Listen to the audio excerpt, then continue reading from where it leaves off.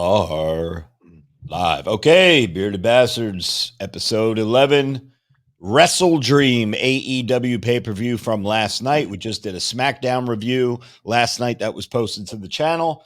And about an hour after we were done with our SmackDown review, we popped on the old boob tube and watched WrestleDream. Now, this is the first time that I wasn't able to find it on Bleacher Report, which I'm just used to going to. They didn't have it for some reason. So Zach G, who's my co-host, obviously. Hi, Zach. Hello. He told me, hey, go to YouTube TV. YouTube TV ended up charging, it was supposed to be $49.99. I sent Zach the screenshot. $91 and change they charged me for the fucking pay-per-view. Does your cable company suck that bad? They just can't order a pay-per-view on your cable? I know you can't because we've tried this before. Yeah, we don't have. Yeah, there's no Summit Broadband doesn't have like pay-per-view channels. Like it's so weird. Anyway, WrestleDream. This was a 4-hour show, not including the pre-show. We're not going to go over any pre-show shit. Zach gave you some spoilers yesterday. Brian Cage, new ROH TV champion. The crowd goes mild. And yeah, there was some other things that I saw over on YouTube. And I'll be honest with you guys. As the pay-per-view was going on, my note-taking became less and less and less. Yeah, mine too. I was just like, you know what? I am so tired of taking these fucking notes. I just want to watch it, and I want it to be over with by this point. Take note from WWE AEW. Not every pay-per-view needs to be 4 fucking hours long, plus an hour and a half pre-show, plus whatever else is scrums afterwards, which nobody really watches. They watch it, the replay on YouTube. But Bad Blood, for example, dude, nice 5 matches. Okay, sure. A couple of them were 20, 25 minutes. I think the cage match was, close to 30. Good. It was great. Perfect. Perfect. This fucking Mortos and fucking hologram on a pay-per-view, bro. Come on. Yeah, well, easy. But yes, I have basically the same sentiments there. All Jesus Christ. When I turned it on, it was because I was having a problem ordering it in the beginning. I was in the middle of the Hangman Adam Page versus Jay White match. Was that the opener? Yeah, and I'm going to come a little bit hot on this one. Go ahead. Jay White, 222 pounds. Are you fucking kidding me? I don't know, man. Jay White's pretty ripped, bro. No, he's ripped. He looks good, but he's skinny as shit. He is ripped. But they have Adam Page at 229. They might be, muscle weighs more than fat. Hangman's a fat, pudgy bastard. Yeah, bro. but he looks, but there's he looks like a man, sure, but he's not as ripped as Jay White. I would give this maybe the muscle, the fat might, Okay, I get. Okay, you want to list him at 222, but you better adjust the rest of your roster, and I'll get into that too, because someone magically put on 47 pounds in the last 2 weeks. Yeah, well, we all know that Hook is introduced at 201 pounds. It's like there ain't no fucking way. But I do Jay White's in great shape. I'm not knocking him. Great I don't shape. think he weighs that much. Great shape, good worker, perfect match to put on first because the crowd is hot still. It's the first match. The crowd was definitely hot for this. 2 former Bullet Club members. I don't know if they were ever in the Bullet Club at the same time because I think Page was after. Yeah, no, Jay White was after. Oh, okay. Yeah, I know that they feuded for. I think it was the New Japan. New Japan has like their own version of the United States title, and I know that they feuded over that back in Japan. Anyway, I just have here that they were working very stiff. There was a DVD on the apron, powerbomb on the stairs. I said both of these dudes look like stars. Jay White is ripped. Hangman looks like a man. Yes. And the Bullet Club affiliation. I said the ending of this match for me, and I'm maybe jumping around. We'll go over your notes on it in a second. But dude, I thought that the finish was so unique, and not really unique because anybody could have thought of that. But when Hangman went for the buckshot lariat and Jay White kind of caught him and quickly put him into the Blade Runner, I thought that was fucking great, and the crowd popped huge. Yes. Jay White gets the win over Hangman. What did you think about that? Well, they call it the White Wing, right? Whatever his thing is, or I thought it was called the Blade Runner. Or the Blade Runner. Yeah. Well, there was a White Wing that I think Paige did on the apron. I put wow. And then I put Blade Runner. Yeah, okay. Blade Runner, surprising, good match. I'm surprised about the finish. I thought Hangman would have won. Yep. And I put good match. I was entertained. Definitely. Nothing wrong with that. Crowd was into it. Not a bad opening match at all. We knocked some things with AEW. Not this. It's not a bad match at all. These guys could work. They look like men. They're athletic. They didn't go with this pay-per-view. They're getting a little bit better about not using everything in the first match and people redoing it the rest of the match. They were better on this show doing I did notice that. Yeah. Yeah, they're learning a little bit, but this was not a bad match at all. No, definitely not at all. So yeah, good stuff, good opener, and both guys can work and moving right along. There might be some things that we're going to skip because all backstage shit I really don't want to talk. I know Zach has one thing he wants to talk about coming up, but let me know when that comes up. On my notes here, the next thing I have is Mariah May smoking hot versus Willow smoking not. AEW crowd, because they did a pan to the crowd in the front row. The camera like went across the front row. The most pathetic looking people on the planet are in the front row. Nobody has a gym membership. Nobody does meal prep. Nobody, I don't even know if they shower, dude. These people look so pathetic. They emulate the people they're there to watch, majority of them. I guess so, bro. It's like I said, next time they're in one of our hometowns, we should save up. Oh, we have money. Get a front row seat. And we'll stick out like a couple sore thumbs because our size, the beards, our physiques. We just got to be careful because I heard AEW is notorious for escorting people out, the rowdy fans that are going against the grain. Well, we won't be rowdy. We'll just stick out like we're gonna look like pro wrestlers sitting in the front row. Yeah, but I'm saying we're gonna. I may or may not have a couple road sodies. And, oh no shit. Might be a little Orange Cassidy's gonna walk by me. I'm gonna flex right in his face. You should. You definitely should. We'll get into that. Real quick on this one. Yeah, go ahead. I put, did Rob pause this match to go, quote, use the bathroom, unquote? I may have. She is just so fucking hot. And again, a billion times regurgitating the same information. I'm not a blonde dude. For some reason, she just does it for me. Well, her boyfriend was putting her over big time. Big time. Niles McGuinness, yeah. Fast pace. I did not mind this match at all. It had nothing to do with Mariah May. I said Willow's not bad. She's athletic for a big girl. She's athletic. She can work. For sure. It started slow, but it did pick up. And I put, not a bad match. I didn't hate it. No, didn't hate it at all. Again, it was still the second match on a 43 match card. So we were still kind of fresh like the crowd was. Mariah wins with a stiff knee. Yes. Quick Storm Zero. Yeah. She used a series of moves to beat a bigger opponent. That's not bad. No. And it's believable. Yes. For sure. Mm-hmm. I just put good match and it was quick. I don't even think this went 10 minutes. That's exactly what you need. Boom. Now keep it moving. And again, a loss to Mariah May, the champion, doesn't hurt Willow. Willow is still going to be over. She'll go into another feud with somebody and keep it moving. But now where does Mariah May go from here? Because it's so interesting how they kind of keep the women's division separated, cut in half, where Mercedes Moné, she'll feud with like the Britt Bakers and that whole crew over there. But Mariah May, and are they ever going to mix it up with Mariah May and Mercedes Moné? Would that be like ever a match? Mercedes Moné makes $2 million a year. It's not on a big pay-per-view. Yeah. You know who else wasn't on this pay-per-view? Okada. Another guy made $5 million a year. No, he had a backstage segment. Oh, did he? Oh, I didn't see that. Yeah. I must have been in La La Land. Maybe that's when I went to the bathroom to wax my carrot. All right, good match. Next on my list, Jack Perry versus Shibata.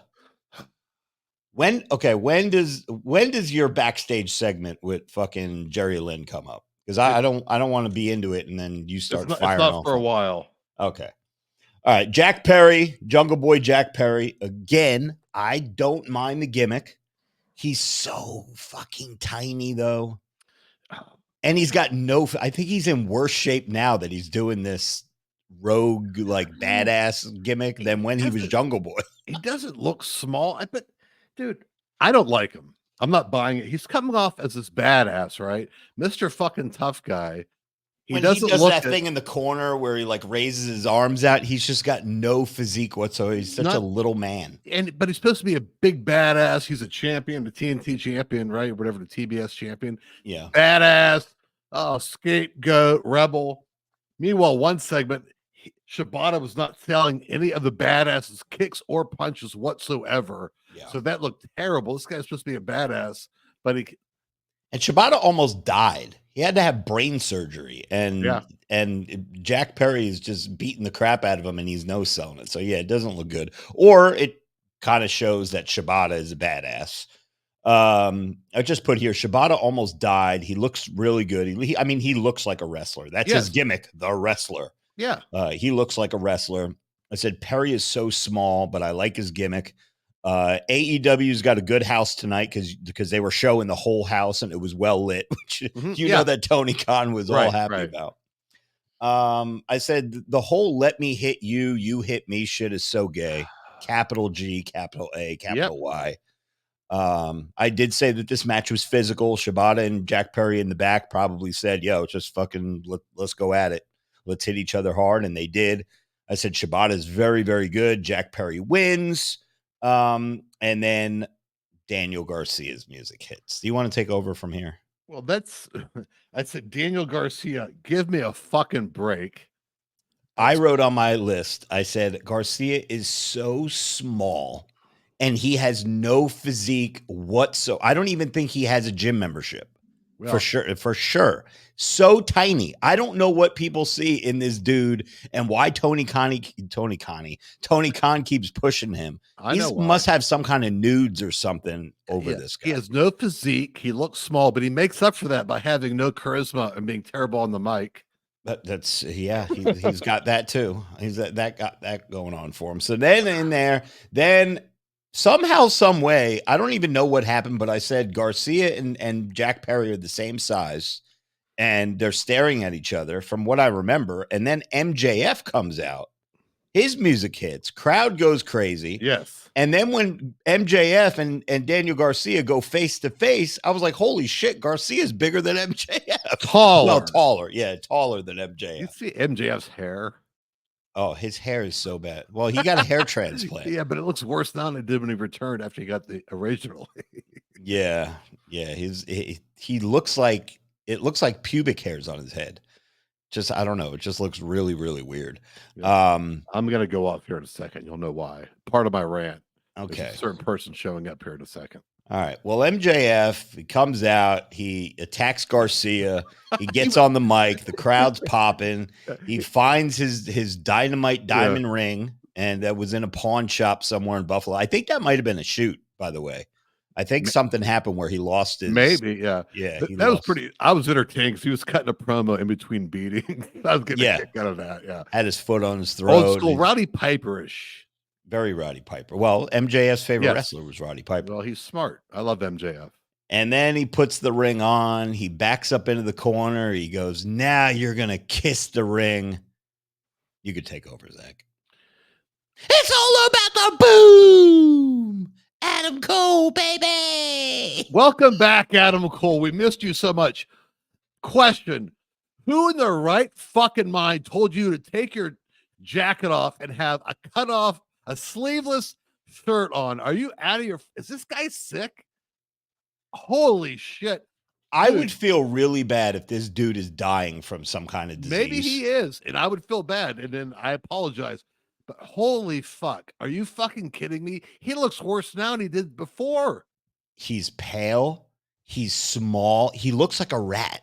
He does. How he was banging Britt Baker is beyond fucking I think it was the other way around based on his physique. It could have been. I mean, she's in shape. She's good looking. Yes, she's tan. She's hot. Yes. What does she see in this fucking? Well, this is these chicks these days. They're into the video game nerd. I don't go to the gym. Toxic masculinity, bro. Ooh, that's us. I don't get it. I think he's good on the mic and all that shit, right? Yeah. But the fact that he took his jacket off and exposed his arms that are the size of my forearms, and you can say whatever you want. I'm a 52-year-old man. What the fuck's his excuse? Yeah, dude.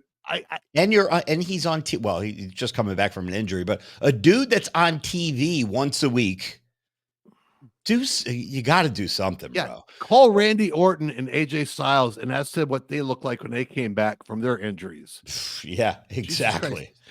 Dude, he was getting. That is how you come back from an injury. AJ Styles and Randy fucking Orton. Yeah, if you're gonna do that, at least leave your jacket on, boys. He getting hammered on social media. Oh, I didn't see any of that. Oh my God, he just looks like a little man. Yeah, and then the whole storytelling. He was the bad guy. He was the devil in disguise, right? Yeah. Now he shows up as a good guy. Yeah. There's no continuity with AEW. No, this guy is. And I noticed this also. So you can get at what happened, but I'll add something at the end here. Well, it just Adam Cole came out, and I just wrote my notes ended with Adam Cole, small and pale, and that was it. So he runs down. So it looks like he's healthy, right? Or his foot's healthy. Yeah. It runs off MJF. Yep. Rob, go back watch when he leaves the ring. I think he hurt himself again. Adam Cole? He gingerly gets on the apron and jumps down and starts favoring his ankle again. Yeah, I did see that, but I thought he was just being cautious and not jumping off of the apron like he normally would. Yeah. That run, he looked like he was running like he shit his pants. That type of a run. He was being super careful running down the running. Why show up? Save him for a different time. I don't know, but yeah, you're right, dude. Why even take off your fucking, like, who are you intimidating? Hey, let me take off my jacket and show no muscles. Yeah, it'd be like a girl with no tits taking her top off to try to entice you. Get the fuck out of here. Bro, people are going to say, oh, the Bearded Bastards podcast, all they do is body shame people. Bro, we're reviewing a professional wrestling show where when me and Zach were in the thick of watching professional wrestling, Hulk Hogan, Ultimate Warrior, Kerry Von Erich, freaking Tony Atlas, even your dudes that didn't have good physiques were huge fucking dudes. Andre the Giant, King Kong Bundy, Big John Studd. Yeah. And then like Roddy Piper, who didn't look bad. He would be huge compared to these guys. Oh, yeah, he would be. Yeah, exactly. But dude, so I take it like this. Look, you're on TV every week. You're in professional wrestling. Look at Brian Cage. Brian Cage is jacked and could do all the video game moves that these guys do. They're these guys are cruiserweights. They have a different move set. That's no excuse not to fucking go to the gym and work out and look presentable on television. Next matchup. Oh, dude. Takeshita, Ricochet, Ospreay. Do I have that right? Am I missing something? No, you got it. Okay. We're good. All right. Takeshita, Ricochet, and Ospreay. I have a lot of notes for this match. This was one of the matches that I wish I didn't have to take notes for because I didn't want to keep taking notes and then pausing because this was a very fast-paced match. Yes. And you didn't really want to miss anything, but there's no possible way that you could have taken every single note for every single spot that they did. No, I didn't. All I know is this match, Dave Meltzer was sitting on his couch with no pants on, with a bottle of baby oil in his hand, and he was stroking his wiener this entire match. He was so happy. Yep. So what do you got for your notes? And then I'll go over my notes. The first part, the acrobatic stuff off the ropes, whatever, I thought was kind of stupid. There was a bunch of spots off the apron I thought was very good. Yeah. All that apron work where all three of them were on the apron. That's dangerous, dude. Yes, no shit. And then for a moment there, take a shot at whatever the fuck his name is. Takeshita was out of the picture, and then it was just Ricochet and Ospreay 1-on-1 in the ring. That was very good. Yep. And I said it's getting good. It's picking up. But the crowd started cheering for Takeshita. Yeah. Yeah, I saw that. You see that? Yeah. Bro, Takeshita looks like, out of all three of them, I think Takeshita has the best look. He looks like a star. I'm not saying that Ricochet's in very good shape. He ditched the long tights to go with the short tights this time. Ospreay is he's not in super great shape. He's an athlete, though, and he's tall and he has some muscle. Yeah, he's an athlete. He's a pro wrestler. He looks like a pro wrestler. Exactly. We're not going to body shame Ospreay. No, sir. Nope. But Takeshita just has the size. He's got the look. He's got that I hate you face. He's good. He's got good facials. Yeah. What else you got? I said the finish was dumb. Don Callis with the. Yeah, you knew that was going to happen. The fucking screwdriver. The screwdriver is going to be coming out in 2029 still. Fletcher, I like. Yep. He's getting bigger and bigger. His arms look gigantic last night. Yeah. Little heel turn. Yeah, little heel turn. I said Ospreay looks like he's getting a vacation. Well, was it really a heel turn? Because he was always in a heel anyway, but he was still buddies with Ospreay. Yeah. But they went across the line and fucked them up. And I put Ospreay's probably getting a vacation. Yeah. I heard through the rumor mill on social media a couple of weeks ago that Ospreay was getting burnt out by the schedule because he still flies back and forth home to the fucking UK. And that I've done that flight before, dude. That is not a fun. And you could very well, depending on what airport you fly out of, there's really no direct flights. If I go out of JFK, the one time that I had a direct flight to London, I don't know what Tony Khan's pulling some strings with him, but still, to get a direct flight, he might have to go. If they're on the West Coast, they were in Seattle or Washington State, Tacoma last night. Yeah. And then you got to fly a nonstop from there to either JFK in New York or somewhere, Miami airport, some big international airport. And then you got to get on a fucking another flight for fucking 6 hours to go, or maybe 8 hours to go to the UK. I could see that. But dude, he's making so much fucking money. He doesn't want to move his family down here. He still wants to go home every week. Bro, that's your problem. Yeah. Well, he's not flying coach in the middle fucking seat. That's true, but still, dude. No, I get it. I get it, but come on, man. Bro, we complain when I complain that I have to be on a fucking 2 hour and 15-minute flight. I hate it. I got one coming up here. It's 2 hours, 45 minutes. I don't like it. I got you. So I just have here lots of rehearsed moves. They probably went over this match for 3 hours earlier in the day. Takeshita looks like a star. Ospreay is a megastar. Ricochet is shredded. He's got no charisma. I feel so bad for him. Even though he could do the moves, he's a good looking guy and he's shredded. He doesn't have that it factor where he connects with the crowd. He tries to, but he stops there at trying. It's not succeeding. The apron series of moves was fucking awesome. The bunch of this is awesome chants. Obviously, you knew you were going to get that with this crowd. I wrote, this is good shit. This is definitely not Solo versus Jimmy, the main event of SmackDown the other night, where punch, kick, headlock. This hasn't been too bad so far. No, not at all.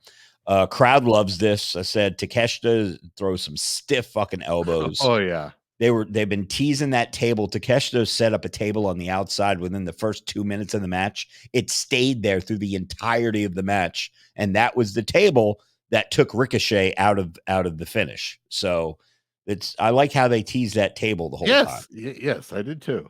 Somebody comes out in a hoodie. Obviously, you could see the face. It was Fletcher. He takes his hat off or the hood off, and his little cotton swab, little fucking haircut, Q-tip haircut pops out, and he turns on Will Ospreay. Takeshita wins the title, so he is your new international or continental. I don't even know what belt it was that he won. International title. Yeah, because Okada has the continental. What the fuck is the difference? Probably something, but we're not that smart to figure it out. What did you give this match out of Dave Meltzer's star rating? 1 to 5. Yeah, he put everything 4.5. It was a good match. I'm like, a 5 has to be last. The Hell in a Cell was a 5. I'm not getting everything a 5. 4.5. Okay, yeah, I would agree. Next up, what do you got next? Is this was this Swerve and Nana, or was this there was a part before that? Oh, what was that? Orange Cassidy. Oh yeah, okay. Is backstage with Jerry Lynn. Yep. I used to like Jerry Lynn. Now I lost complete respect for him.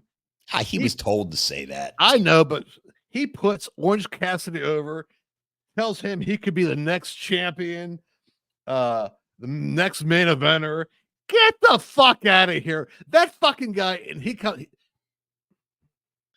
to show up later on 2 more times on this show, Orange Cassidy. Yeah. Is this a fucking joke? They're like planting the seeds for this guy maybe to be a champion one day. Tony, look, Tony Khan loves little dudes, bro. We know this. We've talked about it on the show. Well, Tony Khan used to get picked on and beat up, and he probably had to buy his friend. His dad would send him to school with like 5 $100 bills, and he would like pay off people to be his friend because he was this little dweeby fucking just not popular, probably kid. I'm sure. And he sympathizes with the little dudes. Okay, put him in a couple matches. Don't make him look like fucking Brock fucking Lesnar. You already know that if fucking there's a little dude that's under a deuce in a match with a guy that's 6'5" or taller, or 300 pounds or heavier, or whatever, you know who's winning. And that's happening 2 more times on. It's going to happen twice on this show.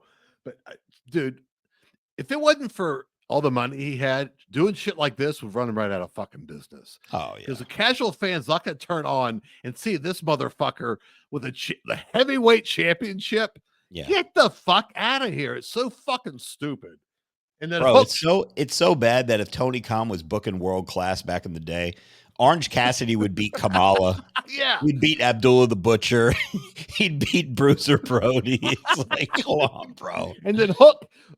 Thank God Hook comes by and confirms it.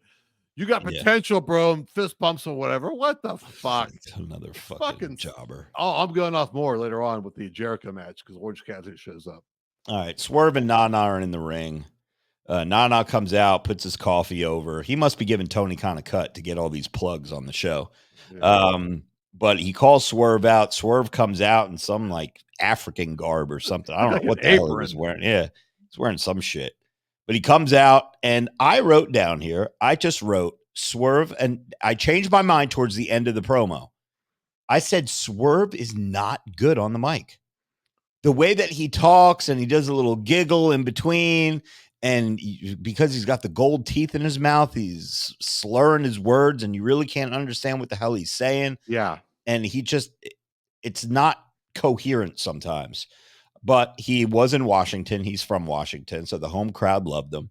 And all of a sudden, MVP and Shelton Benjamin come out in their suits. So they're still doing the same gimmick that they had in WWE. I would have, if you put a gun to my head and said, is Bobby Lashley coming out on this pay-per-view? I 1,000,000,000% I would have said yes, or I would have gotten shot in the head. And they played it up where MVP is trying to recruit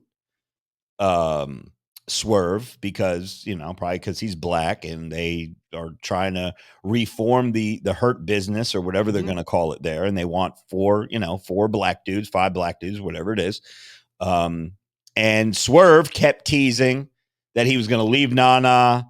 Then, Nana, with Nana, I lost the title, and I lost my family home, and I lost this. And then he's leaning towards going to MVP. And then he's like, well, but if it wasn't for Nana, I wouldn't have had the opportunity to do this and that. And he's tugging at your fucking heartstrings a little bit. And Nana was selling it pretty good. He had his hands in his head in his hands. He was kind of selling it like, oh, man, what's going to happen? Ultimately, when Swerve says that he's staying with Nana and he tells MVP and Shelton Benjamin to go fuck themselves, that's when I thought Bobby Lashley was going to run in and, from behind and attack Swerve, and they were going to beat the shit out of him. But it didn't happen. Actually, you know what? Probably a good thing they didn't. They're saving him because a lot of times Tony Khan gets these new people, and he can't wait to show them off, and he brings them in immediately. Yeah. So he's learning a little bit. I mean, Swerve's not great on the mic, but he's cool looking. He seems like a cool dude. Oh, yeah. He's definitely a cool dude, and he's got a very unique skill set. He's putting on size and muscle. He looks good, looks like a star. I know WWE is kicking themselves in the ass. He'll be back. Let him go. Yeah, I'm sure eventually. I don't know how long of a deal he re-signed, but I know he re-signed with AEW. And just to bring up one thing of maybe why they didn't bring Lashley out, maybe in Tony Khan's mind, he was like, well, we already have the returning Daniel Garcia. Well, actually, he did return on the Dynamite that I didn't watch because I was evacuated. he said, we got MJF back on the show. Adam Cole's return. We got enough surprises on the show that we don't need to. He's learning it a little bit because the one pay-per-view, he brought like 4 people out. Like, yeah, that was wild. And Sheldon Benjamin, see how big he looks compared to. Yeah, but in WWE, he just looked like a regular dude. Yeah. But in AEW, he's looking giant. He's got a big ass head. And MVP is so good on the mic. Yeah, he is. And actually I did pop a bit when he told him to take his business card and shove it up his ass. That was pretty good, actually. Yeah. It wasn't bad. It dragged on though. It was forever. Yeah, it was like a 20-minute segment. And I said Swerve was getting better. I said MVP's super good on the mic. Mm-hmm. He just knows how to talk. He knows how to pause. He uses inflection. I think that he's one of the best on the mic, and he's got that raspy voice. And I just wrote, no, Lashley, whack. Next. Here comes your favorite match. Oh, God. Hologram versus the Beast Mortos, who was El Taurus in PWG and in Mexico. And I know originally you were down on Mortos, but towards the end of the match, you said he was starting to grow on you. He's grown on me, and apparently he's growing physically too. Because 2 weeks ago, his announced weight was 202. Yeah. Know what they announced him out last night? Maybe that. I think he looks bigger than 202, dude. Yeah, but maybe he's not. Maybe he's 5'1". We don't know. He was announced last night at 249. Well, I think maybe they made a mistake a while ago. He looks more like 249 than he does. I agree. I agree. Yeah. But he did grow on me. 100% lucha match. 100%. Yeah. I mean, the first 2 falls, you knew what you were going to get with this match. Just a lot of acrobats, a lot of high flying, a lot of cool spots. The first match, went to Hologram wins. Mortos wins the second. And then that third fall just seemed like it took forever and ever and ever and ever and ever. I mean, I did put time filler. I'm not emotionally into this match. However, I'm starting to get entertained by it. Was there a point in the match after the second fall, before the end of the match, was the crowd chanting boring? I thought there was a chant, and I didn't know if they were saying boring or if they were saying Mortos. I think it was Mortos, but yeah, I heard that too. It was real faint, real quick. Yeah, I was like, oh man, if a lucha match that's supposed to be quick pace, high flying, lots of move, lots of hard hitting shit. They did the Poison Rana on the apron, avalanche press slam. I said, Jesus, this is so fucking long. I said, when is this going to end? And then Hologram wins with a blue thunder bomb, or Hologram blue thunder bomb, and then I don't even know what was that the finish. I think it was. That was it. I put Goldberg / Hologram wins. Yeah. But I'll once again, Mortos. Mortos has got a cool look. He's got a cool mask. I don't know how the fuck he wrestles in that damn mask. Yeah. The eye slit is like so small. If that mask shifts just a little bit, you can't fucking see anything. But yeah, he looks really fucking cool. And once again, little fucking Hologram, 160 pounds, beats 249 Mortos. Well, wait till next match. Well, next match is Darby Allin, who we have put over in the past, versus Brody King. And I guess this was Darby's open challenge match that Brody King accepted last week or the week before. They had a little build up for this. They feuded on the indies. I remember back at, I think it was PWG or Defy or one of those like indie feds. They had like a long series of matches against each other, and they were all hard hitting. And I'm pretty sure that it was probably 50-50 in terms of who won and lost. So it's not only Tony Khan booking Darby to always beat the big dudes, but I said, I'm starting to get drained. This is 2 hours in now. And Darby Allin, I said, I don't care about the match because I know what to expect. Yep. Hey, Rob, real quick, when I put who the match was, right underneath, I said Darby Allin will win. Yeah. Oh, of course. You know what to expect. Darby Allin's going to get the shit beat out of him the entire match. 90% of the match is just going to be him bumping all over the place. You're right. Taking all his matches are the same anymore. Yeah. He's got to get in his spot where he does those torpedo plancha, whatever the hell you call it, outside the ring, where he runs like a bullet and just falls into the dude. Darby's flying around. We already knew what to expect. I said, this is too long. I'm burnt out. Coffin drop on the steps is pretty cool. I actually thought Brody King took a more dangerous bump because he fell on those stairs pretty blindly. Yes. And he landed perfectly, and he had to, or he was going to get fucked up. Yeah, I don't mind him. Brody King? No, I don't mind him either.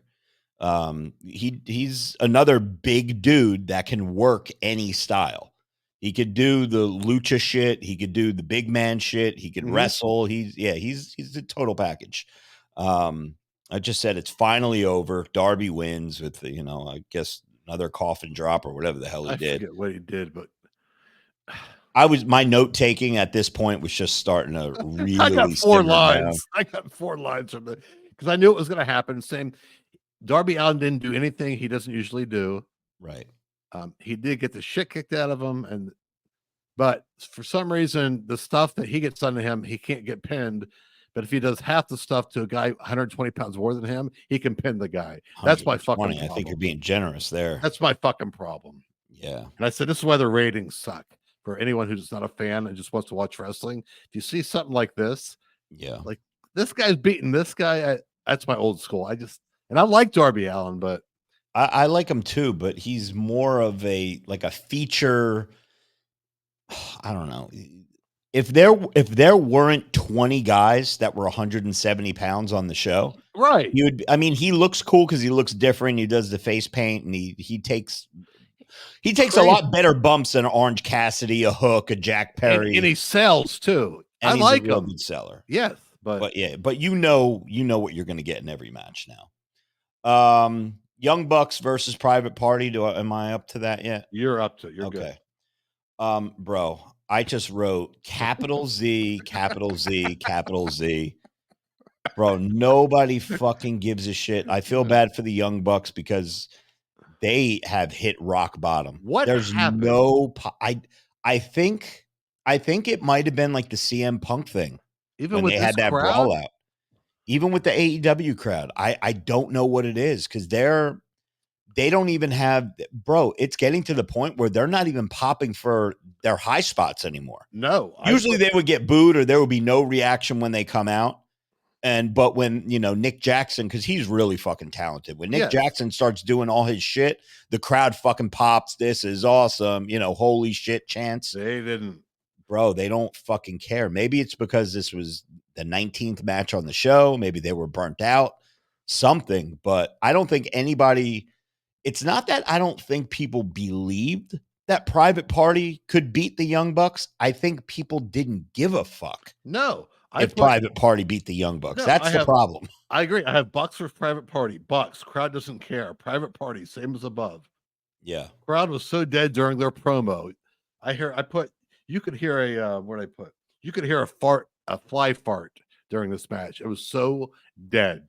Yeah, there was very few times that the crowd popped. I said, because I like the gin and juice move that Private Party does. I said it's a really cool move, and it got a mild pop. It got like a golf clap from the crowd. It was like so faint.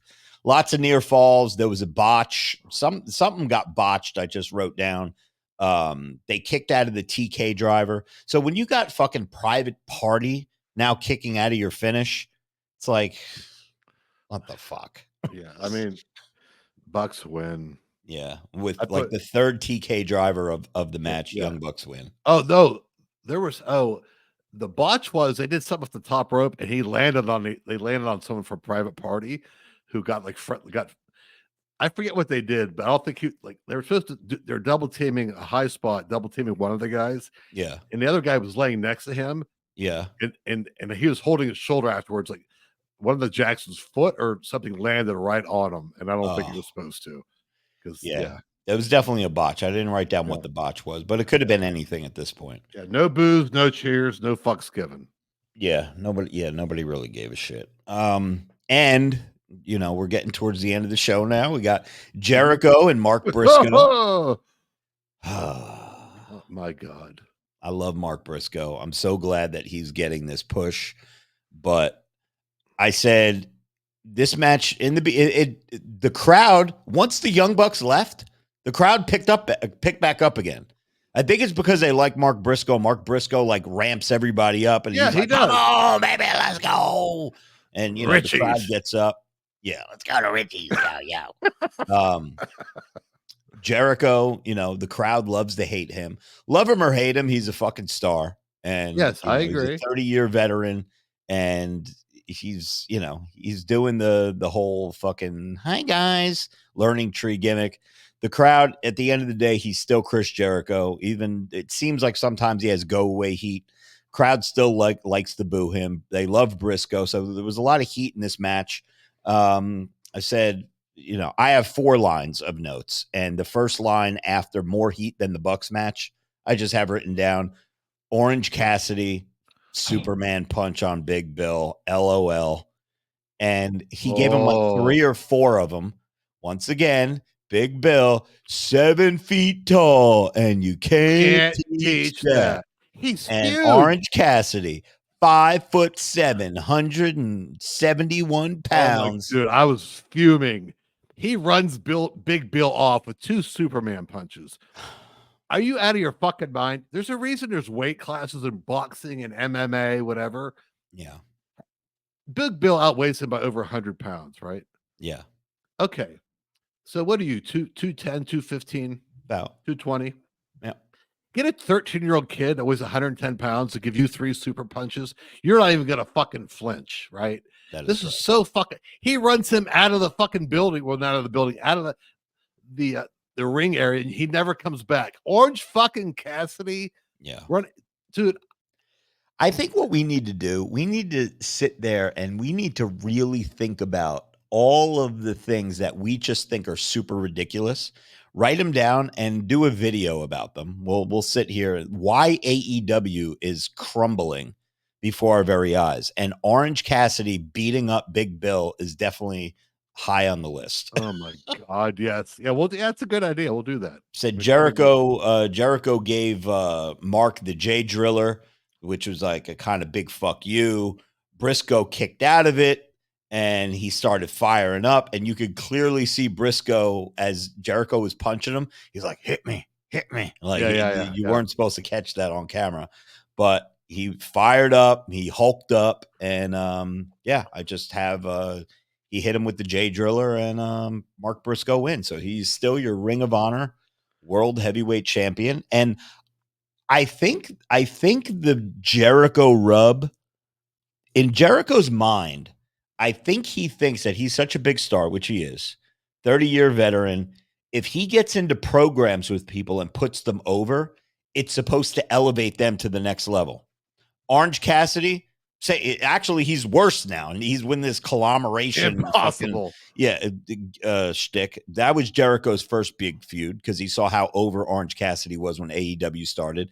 He was feuding with Ricky Starks. Ricky Starks nowhere to be fucking found now. We're seeing feuding with Hook. I mean, he's had a bunch of feuds. Feuding with Hook.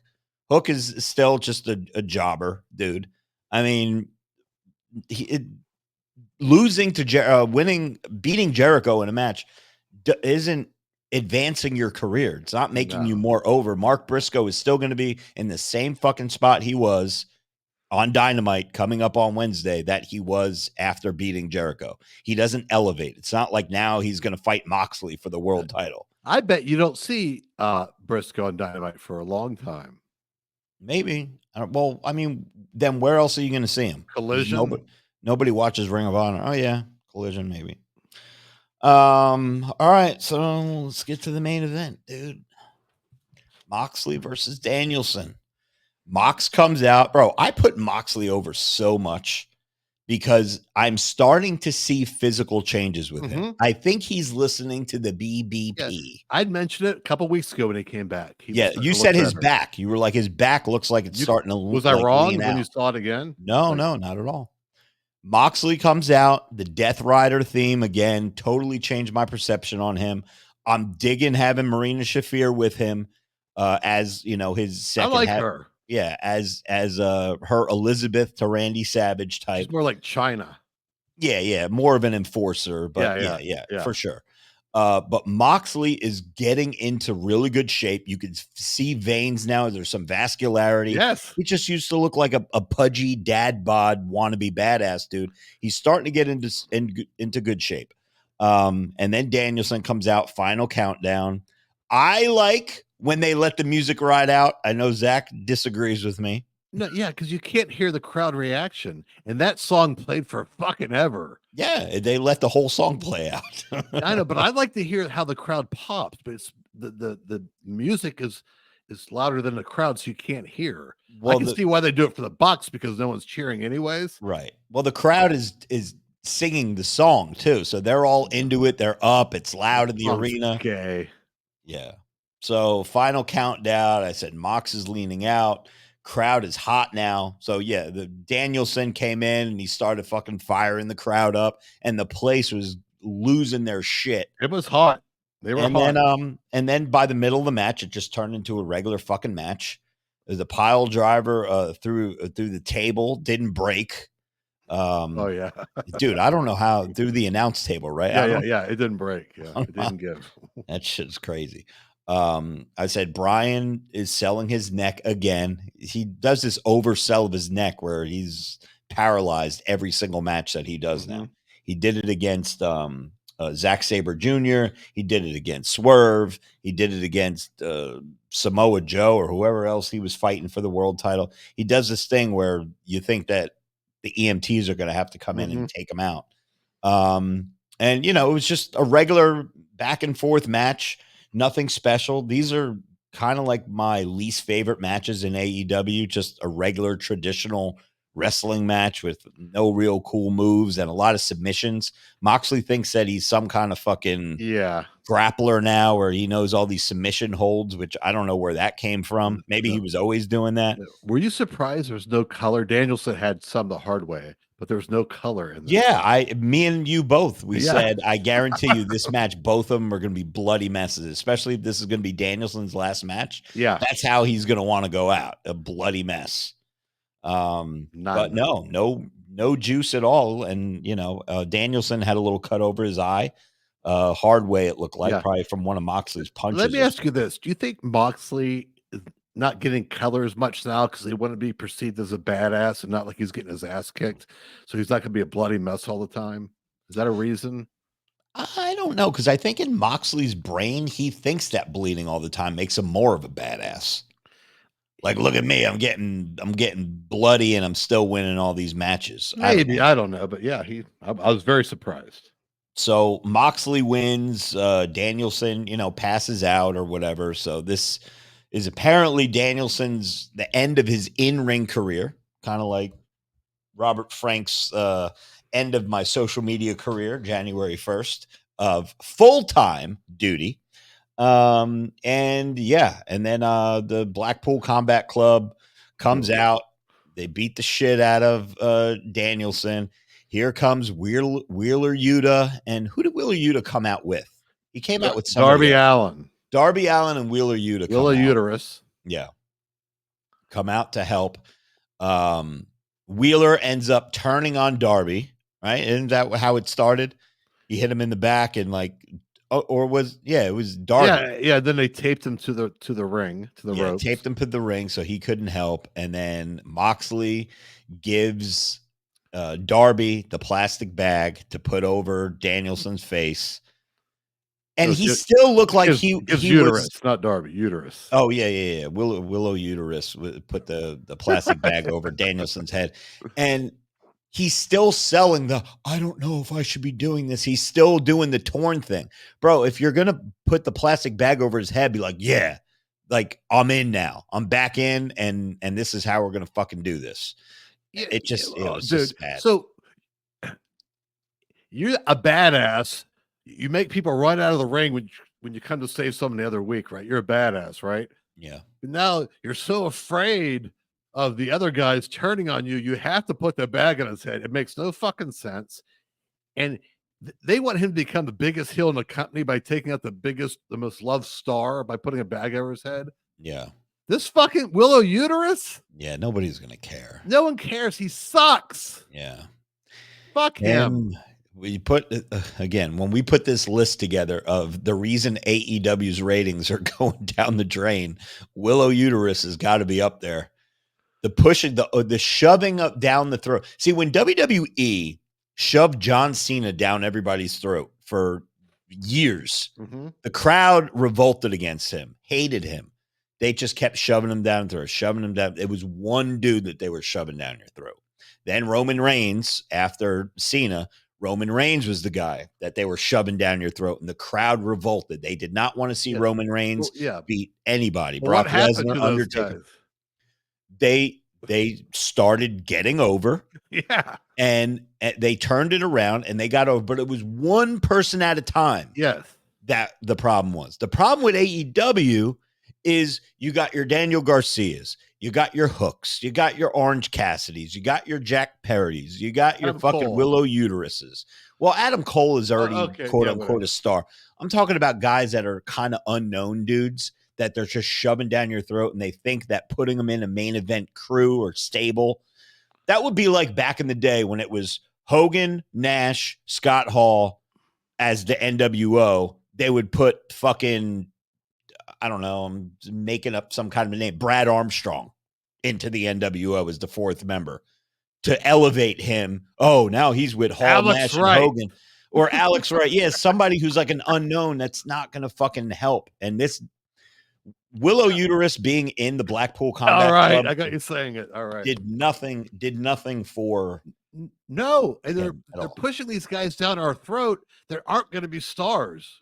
No. They're wasting their time. They could be doing it with somebody else. And again, every crew needs, when you're going to lose a match, they need that fall guy that's going to be the one to take the pin. So if Blackpool Combat Club was going to go 4-on-4 against, whoever else, pick 4 other people. If Blackpool Combat Club was going to lose, Pac ain't getting pinned, Moxley ain't getting pinned, Claudio ain't getting pinned. No. You know that Wheeler is going to be the one that's going to get pinned. Kind of like how back in the day, Six Pac or Sean Waltman, he was the dude where if there was a 3-man, Harlem Heat and fucking Sting versus the Outsiders and Sean Waltman, whatever his name was back then, you knew that he was going to be the one to lose. Nash and Hall weren't getting pinned. So yeah, I don't know, dude. I don't think I don't know where they're going to go from here. They're selling it like this was a real thing. I think AEW and Tony Khan forgot that everybody knows that wrestling's a work. Yeah. He didn't show up to the press conference after because he was with Bryan Danielson at the hospital. How did Excalibur take it? Excalibur started crying. Well, I mean, listen, Bryan Danielson doesn't mean shit to me because I like him. He's a good wrestler. I don't want to turn off the TV, but for some of these people who are die hard, old school indie, Ring of Honor, fucking, I get it. Bryan Danielson is like a big deal to them, and to know that he's not going to be wrestling anymore, right? That was why he was crying. Yeah, I get it. And remember, Bryan Danielson was a fucking PWG guy too. Yeah. So and Excalibur is co-owner of PWG, him and Super Dragon. The funny, Jeff Jarrett came out, then everyone started coming out to try to save him all. Yeah, everybody came out. No big stars. Pop. Yeah, no big stars. If only Darby could have gotten free, he could have stopped all of it. Darby could have stopped everybody. Yeah. I mean, what big stars really, who would have come out that would have been a threat? Did Swerve didn't come out, did he? No, who's their big? Osprey didn't come out. Yeah, Osprey didn't come out. Swerve didn't come out. Yeah, it was all like the jobbers, like the low mid card guy, the fucking conglomeration. Orange Cassidy come out? Yeah, I think he did come out. So after he got done beating up Big Bill, after he beat up Big Bill, he beat up the Blackpool Combat Club. Who else came out? I have to go back and check. Who else? Fucking ridiculous. Yeah. Who's the big babyface stars? You just made a very good point. Yeah, I mean, there really isn't any. There's like back in the day when NWO was beating somebody up, you knew that Luger, Sting, Goldberg, DDP, like they had a good chunk of main event, the Steiners, before Scott Steiner became NWO, that you had a big chunk of good guys or baby faces that could battle off the heels. Now there really aren't any. There's Swerve, if he's considered a good guy. Ospreay, MJF is a heel. Oh, Adam Cole could have came down and fucking tore everybody up. Jay White. Yeah, I guess Jay White. And the Bang Bang Gang. What about Hologram? Oh God, yeah. I think Hologram was actually in the ring. Was he? I was kind of laughing towards the end there. It seemed like they were confused, didn't really know what they were doing.